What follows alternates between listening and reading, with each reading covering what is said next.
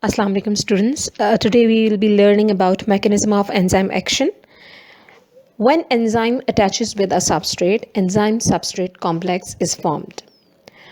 After the working on the substrate, the product is formed and the enzyme is released from the reaction.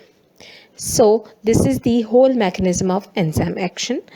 And to understand this mechanism of enzyme action, two model has been explained.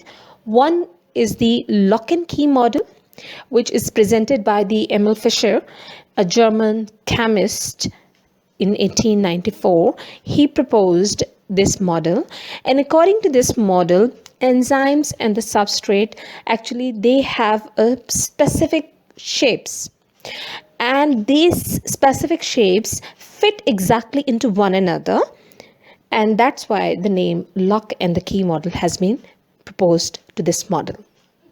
So this model explains the enzyme specificity.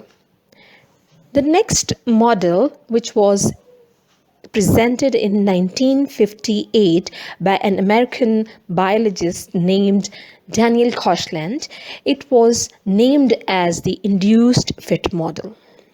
According to this model, both enzymes and the substrate, they do not have the specific shapes, or you can say that the rigidity of the shapes. Actually, this model explains that active site is not a rigid structure. The active site, which is present on the surface of the enzymes, it is not actually of the rigid nature. It can be molded into the required shape according to its substrate. So, induced fit model is more acceptable than lock and key model of the enzyme action. And the diagram of both of the enzymes and substrate complex, like we have discussed before, of lock and key model and the induced fit model has been explained. Now coming to the assignment question answers. There are three possible questions. One is explain the whole mechanism of enzyme action. Second is illustrate lock and key model of enzyme action through diagram with the help of diagram as well.